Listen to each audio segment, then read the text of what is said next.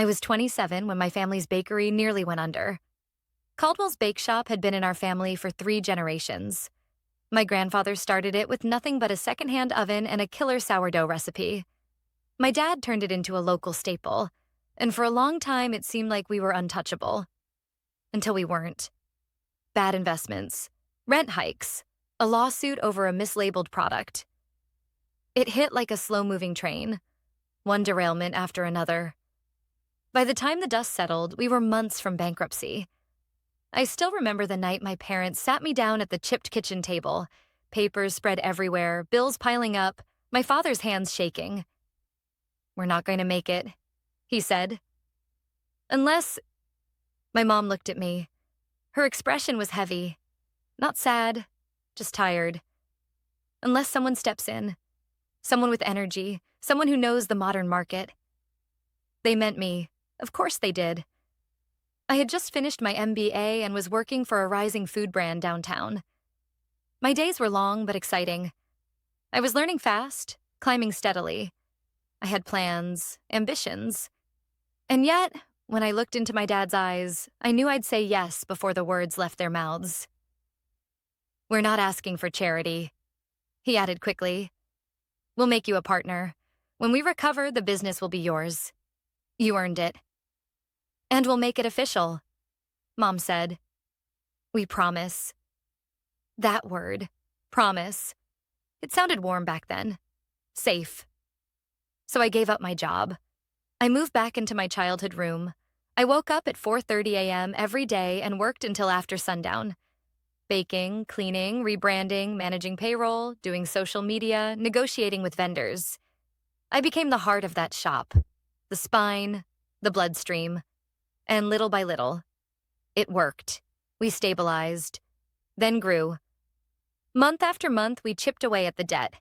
I implemented a loyalty program, introduced delivery, launched a seasonal menu.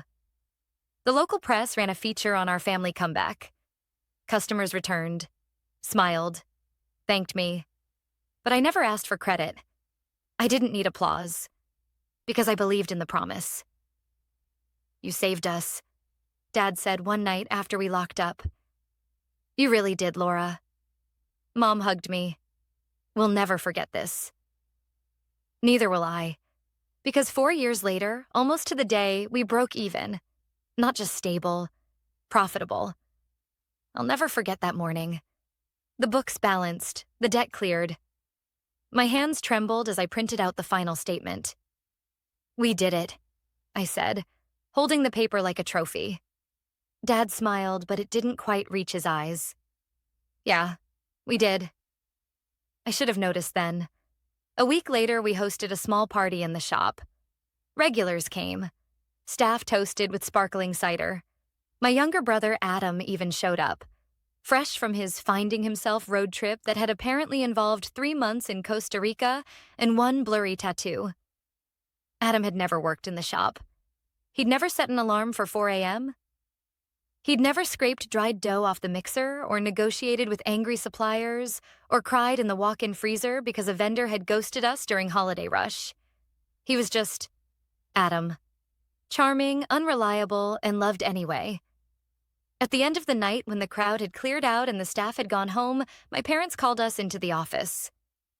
"We wanted to tell you both together," my mom said, smiling. My heart pounded. This was it. They were finally making it official.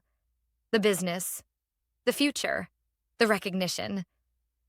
"Your father and I have decided to hand over the shop to Adam," she said. I blinked. I laughed. Quietly at first, then louder until I realized they weren't joking. "What?" Dad stepped in. "Laura, you've been amazing. You really turned things around, but Adam, he's the man of the family. It's time he learns the ropes. This business has always been passed from father to son." I felt like the floor had disappeared. "I gave you 4 years," I said, my voice barely above a whisper. "I gave up my life. You promised—" "Don't be emotional," Mom interrupted. "You'll always have a place here." A place. Like I was an employee. They gave everything to Adam. Just like that. And I said nothing. Not at first. But a week later, I made a quiet phone call to a lawyer, and he had plenty to say. I didn't go into the shop the next day. For the first time in 4 years, I let the morning pass without the smell of cinnamon or burnt espresso or flour clinging to my clothes. I stayed in bed, staring at the ceiling, numb. How do you move forward when the people who raised you are the ones who betrayed you? I couldn't even call it confusion. No, it was clarity. Cold, sharp, undeniable clarity. The promise had been broken. Not by accident, not by misunderstanding, but by choice. They chose him, the man of the family. I thought maybe it was a heat-of-the-moment decision. Maybe they'd backtrack. Call me. Apologize. Realize how cruel it was to hand over my blood, sweat, and tears to someone who barely showed up to family dinners. But the phone never rang.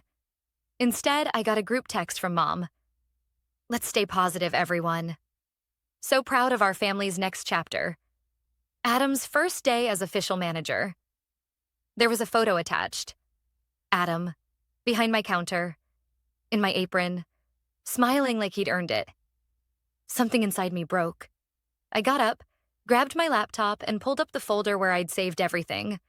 Spreadsheets, rebranding proposals, marketing plans, vendor contracts, staff schedules. 4 years of my life, neatly documented.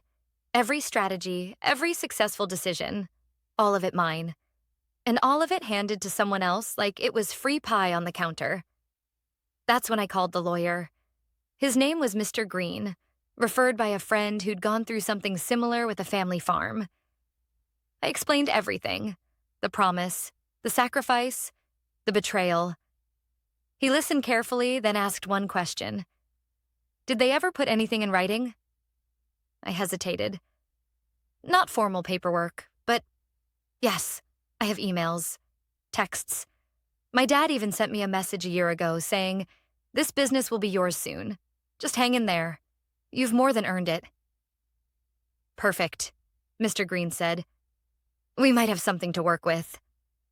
A flicker of hope stirred in me, but also fear. Can I really do this? Legally go up against my family? He paused, then said something I'll never forget. Laura, family is about loyalty, not DNA. And if they used you, lied to you, to get free labor for 4 years, then what they did wasn't just unethical. It might have been unlawful. Unlawful. The word echoed in my mind like a drumbeat. I wasn't being dramatic. I wasn't overreacting. I was standing at the intersection of exploitation and truth. And I had every right to choose truth. That night, I went through every message I had ever received from my parents about the business. Every email, every meeting note, every shared drive file. My mom had even sent me a message with the subject line, "Ownership transfer draft. Let's review." And yet, it never came. My father had included me in every operational decision, but never in the legal documents. No LLC change, no equity share, not even a temporary manager title. They gave me all the work, and none of the power. Mr. Green reviewed the documents and confirmed our case had legs. Maybe not a guaranteed win, but strong enough to file a claim for equitable ownership, fraud, and promissory estoppel. I didn't know what those words meant before. Now, they were my armor. Still, I hesitated before moving forward. Despite everything, they were still my family.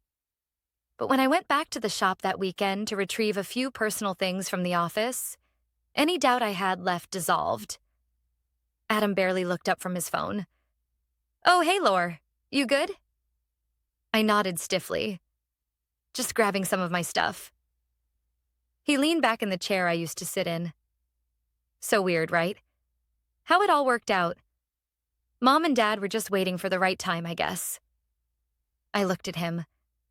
"Do you really believe you deserve this?" He smirked. "Come on. I mean, yeah, you did a lot. But you were just keeping it afloat. I'm the one who'll take it to the next level." That was all I needed to hear. By the following Monday, my lawyer filed the paperwork. And suddenly, my parents weren't sending group texts anymore. They were sending lawyers. But I wasn't afraid. Because now I had something even stronger than their broken promise. Proof. The lawsuit changed everything. It didn't just shake the foundation of the business. It shattered the illusion that we were still a family.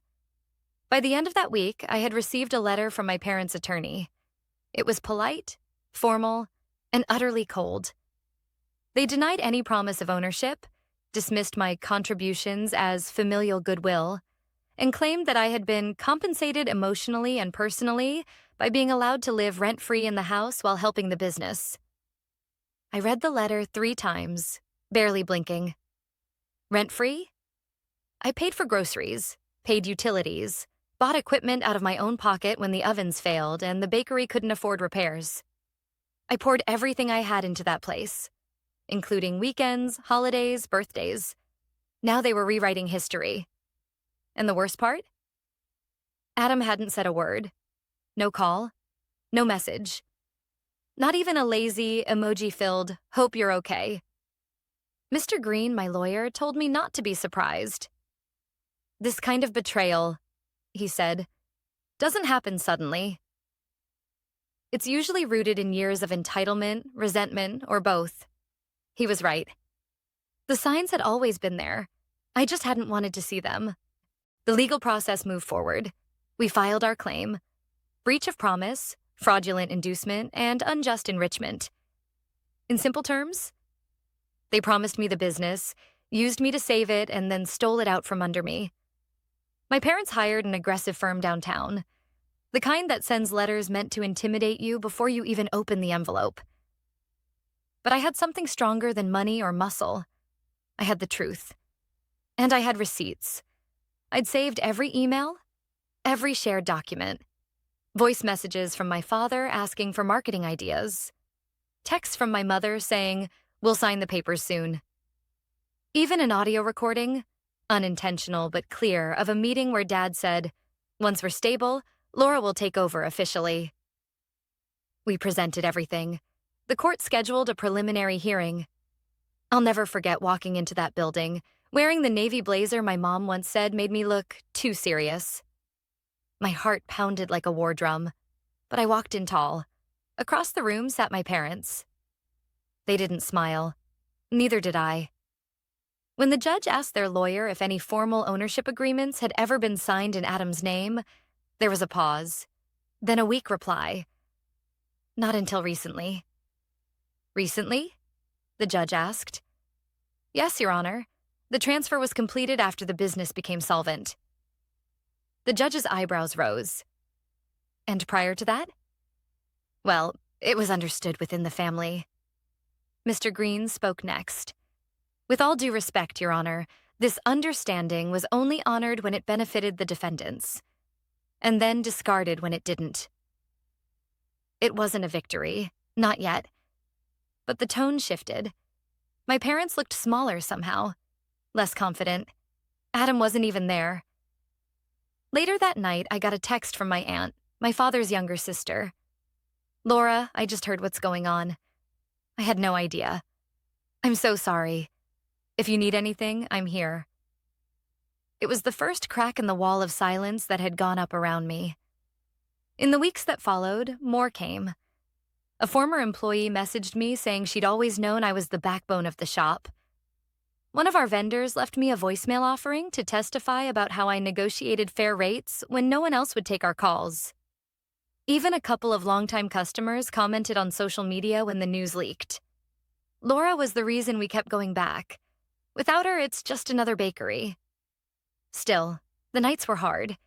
There were moments I questioned myself, wondered if I was going too far, if I should just walk away, start over somewhere else, let them keep what they stole. But then I'd remember the look in Adam's eyes when I asked if he deserved it. I'd remember how quickly my parents erased me from the story I helped write. And I knew. This wasn't about revenge. It was about respect. I wasn't asking for more than I earned. I was asking for exactly what I was promised. And for the first time in my life, I was no longer asking nicely. If you had told me a year ago that I'd be sitting across from my parents in a courtroom, watching lawyers argue over who truly owned a bakery, I would have laughed. Now, the only thing I could do was breathe. The hearing room wasn't dramatic like in the movies. No shouting, no gavel slamming. Just cold fluorescent lighting, the hum of an overhead fan, and legal language sharp enough to slice through decades of family loyalty. And for once, I wasn't the one on defense. Mr. Green had built a solid case, based not just on what was promised, but on what I had done. Your Honor, he began, flipping through a binder filled with my documentation. Our client was not a passive participant in this business. She wasn't a casual helper or a weekend volunteer. She was the operational lead, the marketing strategist, the problem solver, the one who, by her parents' own admission, saved the business. He tapped the table gently for emphasis.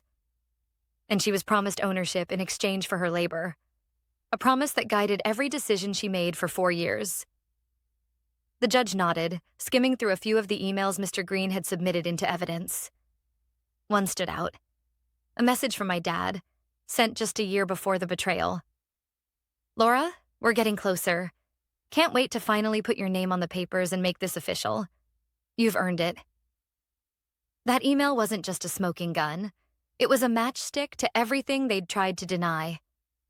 Their lawyer fumbled through a half-hearted defense, claiming there had been no binding agreement, that familial understandings are not the same as legal ones, and that Laura acted of her own volition, not under contractual obligation. But the judge was no fool. If she acted of her own volition, the judge asked pointedly, why did you tell her she would be given ownership? My mother shifted uncomfortably in her seat. My father stared at the floor. There was a pause. Then Dad said, we didn't think she'd take it this far. Not, we didn't promise her. Not, she misunderstood. Just, we didn't think she'd fight back. And there it was. The truth. They'd expected me to stay quiet, to accept their decision, to swallow my pride, show up to work with a smile, and keep being the reliable daughter who never asked for too much. They hadn't just underestimated me. They'd forgotten who I was. Outside the courtroom, things began to shift. The local paper got wind of the lawsuit. A small piece ran in the business column. Family bakery dispute raises questions about verbal promises and gender bias in small businesses. I didn't speak to the press, but the headline said it all. Gender bias. Because that's what this had been from the start. I wasn't less capable. I was just less male.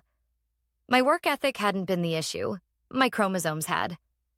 One afternoon, as I was walking out of the courthouse, I saw Adam standing on the steps. He looked different. Pale.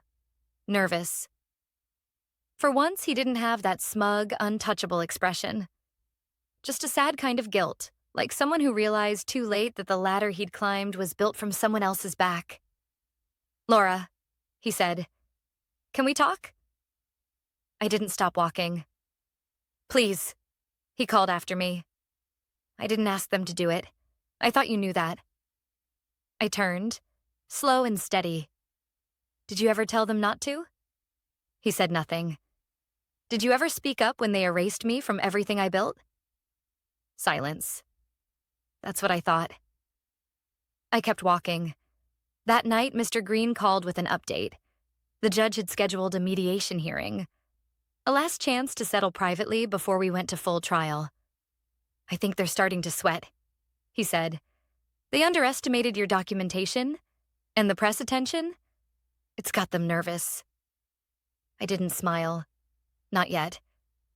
This wasn't about punishment. It was about principle. They wanted to rewrite the story of the bakery and write me out of it completely. But now the real story was coming to light. The story of a woman who showed up every day, rolled up her sleeves, and rebuilt something from the ashes, only to be told she didn't deserve it because she wasn't the man of the family. Not anymore. This time, my name was going to be on the paperwork, and they couldn't stop it. Mediation was scheduled for a Thursday. It was held in a quiet, windowless office inside a downtown legal firm.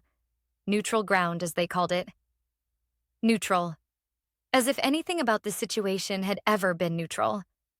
I arrived early, dressed in a navy blazer and low heels, my documents neatly organized in a leather folder. I didn't wear anything flashy. I didn't need to. I wasn't there to impress anyone. I was there to be heard. My parents walked in 10 minutes later, accompanied by their attorney. My mother's mouth was a thin line. My father gave me a tight, unreadable nod. Adam wasn't there. Of course he wasn't. The mediator, a woman in her 60s with kind eyes and a no-nonsense tone, started by laying out the ground rules. "We're not here to relitigate every detail," she said. "We're here to find a solution, one that is fair, legally sound, and, if possible, preserves dignity for all parties." Dignity. The irony didn't escape me. Mr. Green opened with a calm, clear statement. He reiterated my contributions to the business, factually, without emotion. The hours, the operations, the documentation, the verbal and written promises made to me over 4 years. Then he slid a folder across the table. Inside were copies of emails, audio transcripts, contracts I had personally secured, marketing materials I'd created, and a side-by-side comparison of revenue before and after my return. The contrast was undeniable. The business had only survived, and thrived, because of me. Their attorney tried to counter, claiming I had been helping the family voluntarily, that there had been no formal agreement, and that the ownership transfer to Adam had already been finalized. That's when the mediator looked at my father.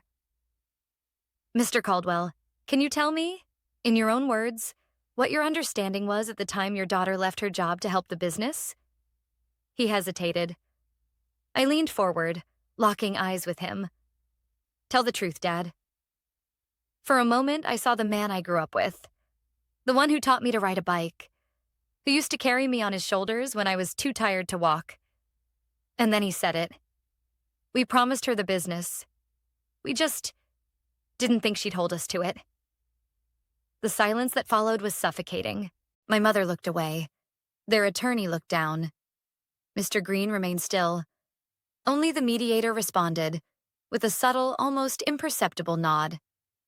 "I appreciate your honesty," she said. And then, for the first time since this whole mess began, I spoke. "I didn't come back for money. I came back because I believed in this family. I believed in our history, in the bakery, in all of you." My voice cracked, but I kept going. "I worked 7 days a week. I missed holidays. I gave up my career, my city, my life. And you used that. You used me. And then you handed everything to Adam because he's the man of the family? He didn't earn it. I did." My mother finally spoke. "We didn't mean to hurt you. We thought you'd understand. It's tradition." "Tradition?" I repeated, blinking back tears. "Do you know how many women keep businesses alive and get none of the credit? How many daughters get written out of legacies they helped build because they weren't born with the right chromosomes?" No one answered. The mediator cleared her throat gently. "Let's move forward." Over the next hour, we negotiated, and I didn't budge. I didn't want a payout. I didn't want a ceremonial plaque or an empty apology. I wanted ownership, partial or full. Something real, something binding. Eventually, they caved. We settled on a 51% ownership stake in the business, officially signed over to me within 30 days. Adam would retain 49% and continue as operations manager, under my authority. And I would have legal oversight of all finances, hiring, branding, and major decisions. It wasn't revenge. It was justice. When the paperwork was signed, I stood and gathered my folder. My father tried to speak, but I held up my hand. "Let's not pretend this didn't happen," I said. "We all made choices, and now we live with them." As I left the room, I didn't feel triumphant. I felt whole. I wasn't the girl begging for her parents' approval anymore. I was a woman who stood up for herself when it mattered most. And when I stepped out into the afternoon sun, I knew they might have started this business. But now, I owned it. 30 days later, the ink was dry. The papers were filed, the changes were official, and my name was now listed as the majority owner of Caldwell's Bakeshop, It looked strange, seeing it printed on the documents next to legal titles and tax IDs. Strange, but right. It didn't feel like a win. Not exactly. It felt like justice finally catching up. When I walked into the bakery that morning, the first time as its legal owner, there was a different kind of silence. Not cold, not tense, just quiet, like the air had been cleared. The staff greeted me cautiously at first. I didn't blame them. They'd seen the headlines. They'd heard whispers. They didn't know where they stood. But I made it clear from day one. Nothing would change for them. No one was being punished for siding with my parents. This wasn't about vengeance. It was about integrity. And it was about building something better than what came before. Adam avoided me for the first few days. He showed up late, left early, avoided eye contact. But he did his job, and I let him. I didn't gloat. I didn't lecture. He knew what he'd done. And if he ever wanted to rebuild trust, it would have to start with him. A week later, he finally knocked on my office door. "I just wanted to say I'm sorry," he said, standing awkwardly in the doorway. I didn't handle it right. I didn't deserve it, and I knew that. I looked up from my desk. "I know," I said. He waited as if expecting more, but there wasn't anything else to say. Some wounds don't heal with words. They heal with actions. Or not at all. Still, I appreciated the honesty. It was more than I got from our parents. Speaking of them, they rarely came by anymore. Mom sent a stiff email once, thanking me for upholding the family legacy. Dad never reached out. I don't think he could face me, or maybe he just didn't know how. And that was okay, because by then, I'd stopped needing their recognition to validate what I already knew. I earned this. The bakery began to shift under my leadership. I updated the branding, redesigned the menu, and launched a weekend market stall downtown that doubled our traffic within a month. We started offering baking classes and collaborated with local businesses on seasonal products. The energy returned, not just to the store, but to me. For the first time in years, I wasn't carrying someone else's dream. I was shaping mine. But beyond the business, something else changed. Me. I stopped apologizing for wanting more. Stopped making myself smaller to keep others comfortable. Stopped mistaking silence for peace. One afternoon, while organizing old files in the back office, I came across a photo of my grandfather standing in front of the bakery in the 1950s. Hands on his hips, apron dusty, pride glowing in his eyes. I thought about everything that had happened. The betrayal, the heartbreak, the lawsuit, and I smiled. Not because I was happy about how things unfolded, but because I had honored the spirit of what he started. Not with tradition, but with truth. Because legacies aren't about bloodlines. They're about integrity, effort, and who actually shows up when everything is on the line. And when no one else stood for me, I stood for myself. Now, when customers come in, they see my name on the business card. They see a team that believes in what we do. They see a woman who didn't back down. Sometimes young women ask me how I found the courage to take my own family to court. I tell them the truth. I didn't feel brave. I just knew I deserved better. And if there's one thing this journey has taught me, it's this. Sometimes the most radical thing a woman can do is refuse to be erased. I wasn't given a seat at the table, so I built a new table. And this time, my name is carved into the wood.